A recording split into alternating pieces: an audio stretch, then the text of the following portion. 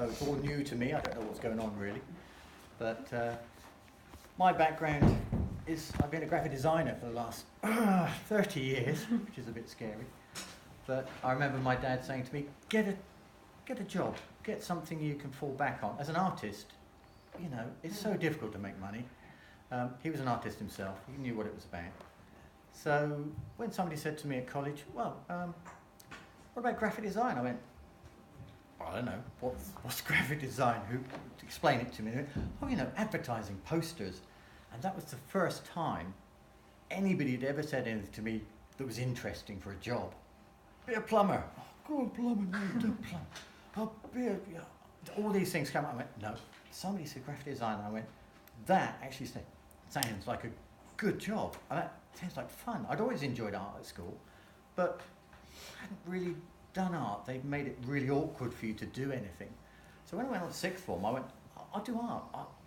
I like art. I'll do that if it doesn't conflict with anything else. And they went, yeah, go on. Yeah, we'll take you in. So that's why I started. And they encouraged me, and they encouraged me so much. They said, no, you've got to stay. You've got to do A-level. Oh, give me a break. I just do this because I enjoy it. And they went, Nick, you're one of our best students. You're dedicated. You know what you want to do. Well, yeah, but, you know. And then they said, graphic design is a job. I mean, all right, I'll give it a year. If I get onto the foundation course, fine. Then I'll take it from there. I got offered the job on the foundation course, a place, and I also got offered the place on the graphics course, which put me to 2 and 8, and I went, HND Graphics Foundation. I don't know what you're talking about. What am I supposed to do? What's the best course?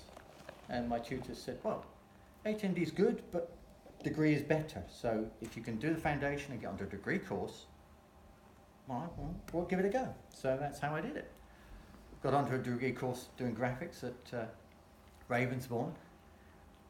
I was still trying to make art pieces, but really I was supposed to be doing graphics. It took me a long time to work out that the two don't really go hand in hand. One is a conceptual thing from your idea, and the other one is you're meeting a client's requirements. You're there to produce something that they want, that matches their criteria, not what you're trying to do. It took a lot for my head to sort of get into the groove, but yeah, I got there, got my degree, started work, and it's one of those things, you know, you work and you work and you work and you don't get time. You have a family, you have kids. It took me 25 years before I started painting again. And it's a shock to the system, and you've got to get back into it, and you've got to understand why you're painting, why you're doing all these things. Initially, it was just, I wanted to try get my hand skills back. I used to be able to draw quite well, so I thought, I'll do some life drawing. That's the way into it. And that's how I started again. After 25 years, I went to a life drawing class, and that was about 7 years ago, I think now. And as I've been evolving as an artist, as my work is changing, I just sort of hark back to what I used to do. As a designer, I still do, but I do it from my perspective now. It's what I want to achieve, not what I want to achieve for somebody else. One of those things, we were always asked, there was a big thing in the 80s with revolving logos. You remember the Channel 4 logo, anyone? It used to revolve. Oh yeah, oh my God, the amount of revolving logos you got all the time. And why was that? Because of the software.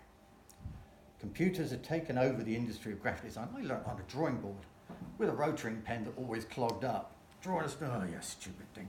Clog up, clean it, clog up, clean it. And I wanted to get back to using my hands doing that, not doing everything on the screen. I've been doing that for 30 years. Pretty good at it, you know, it's what I earn my living at. But I wanted to make something that's unique, something that you cannot physically make on the screen. And that's how my work's evolving. I mean, I don't know if you've seen the piece downstairs. It's big black canvas at the top with a naked lady at the bottom with bottle tops stuck on it. It's called Another Day, Another Adventure in the Garden of Desire, because I like really fancy titles. And it's just one of those things. The idea behind it came from that original life drawing session a couple of years later, and I developed it, and I thought, well, how am I going to develop this? How can I make this something that's unique? It's not just a life drawing. It's something that has a life of its own. And I came across magnetic paint. And it all just clicked together in my head that I could use the bottle tops, cut them up, fold them. With a magnet, you can change the picture every day into something you want. So it's my idea, but the person who owns it can move it, change it, and it becomes theirs. It's their interpretation of what I want to do, which is what I think is important. Art is in the eye of the beholder. We all know that. Everybody sees something different. So that's how my art is changing. It's evolving so much so that I'm trying to do something that rallies against, really, what I do as a designer. It's creating a unique item that is something I want to do and not something I want to do for somebody else. But the principles are still there. I still want the quality to be there. I still want the hand, working with your hands to create this. And it needs that. I don't print anything of mine. I don't make prints. Because that's my day job. I don't want to do my day job in doing the thing that I love doing. Everything I make, you'll see the cards down there, they're all handmade. They're all unique. Every single one of them is different. They're my inspiration for doing bigger pieces, but in a format that people can buy, send us a card or frame, £3.50, you know. I don't believe in elitism. The mugs, admittedly, I haven't made the mugs because I haven't got that stage yet. But I know a man who does, and he did me a favour. So I thought it'd be quite nice. A gateway mug is what I call them, if you get the joke. But it's one of those things, as you develop, as you change, I started literally just making pictures that were experiments with, how do I do this? I'm learning all over again, stuff I haven't done this for, like I say, a long, long time. But now that I'm getting comfortable with it, I'm introducing other things in. I've just done recently a piece where I've woven wire into the canvas to give it a form. So it's not, the canvas should be part of the image, not just the thing that you paint on. It's an integral element. I recently had a piece put up into Hanbury Manor. We've got an exhibition, Courtyard Arts, over in Hanbury Manor. It's a big piece, it's 1.5 metres by 1.5 metres, and it's raw canvas, and I've left the bottom loose. It's not actually attached to the frame, so when you walk past, it moves because it's about the sea and the air and the water and the sand, and the canvas is the sand. I was asked to remove it because the staff kept trying to tuck it up underneath because they thought it'd fallen off. So I've had to put something else up. You know, the idea is lost on some people. It's just fair enough, you know, you can't win them all. But I thought it was highly amusing anyway. So it's those sort of things. I mean, we talk about influences. I mean, I was brought up, my father was a painter, also an antique dealer. So he was always buying and selling stuff. And I was always the one scrabbling on the floor trying to read the signature. Dad soon corrected me about, shut up, I know who it is. Oh, sorry. He was trying to get a deal on it and I was trying to give the game away. Kids, what can you do with them? So it was one of those things. I've grown up around art and it's very natural for me to come back to that environment. But it's, you just want to explore things. There's a lot of stuff I hated and there's still a lot of stuff I don't like, you know. But every decade has a revolution. The Impressionists were revolutionary in their time, and now they're chocolate box and a bit twee, and you think, well, hang on, these were the first guys that went out there, put a canvas out in the open. Everyone did it in their studio before that. Has anyone seen Mr. Turner, the film? It's a lovely scene in that, where he goes to get his first photograph taken of him for his wife. And he asks the guy, so, do you take landscapes? Yes, we sometimes take landscapes, yes. Oh, well, there goes my job then. And it just made me think, Turner was, at that time, painting quite realistic things. It made me think, did he then see the future of photography as ruining his job? Is that why he became more interested in tone and texture, and is that what led him into the first abstract paintings? I don't know, but it's a fascinating thought, isn't it? That the evolution and things that are happening now influence what you're doing. Has anyone seen that artificial intelligence painting? The computer that has been taught to paint portraits. What do you think of it? Not a lot. Yeah, exactly, not a lot. It's a computer. It's scanned and thought and seen, whatever it was, 100,000 paintings or something, and then it painted its own. And they sold it. Well, they thought they'd get £20,000-30,000 for it.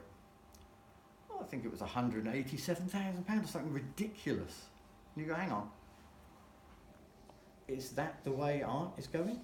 That we get a computer to make something that isn't somebody or something and has no input on it? And it makes you question why you're doing it. You think, if a computer can earn £187,000, I should buy a damn computer. Oh, I've got one.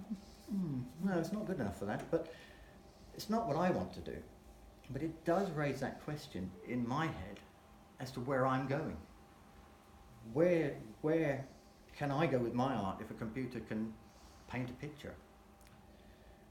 I think it's a bit of a joke myself. It's, I think they've lost their money, to be honest. It will be one of those things where you go, oh yeah, that sold, it's worth about 20 quid now. But somebody's taken a gamble on it because of the hype. And is it all about hype? You've got to ask yourself. I mean, how many of the modern artists nowadays, is it style of a substance? Is there anything in it? There are a few artists that I cannot stand, and they're contemporary artists. I go, I wouldn't give you a penny for it. Because I don't think there's any enjoyment in it.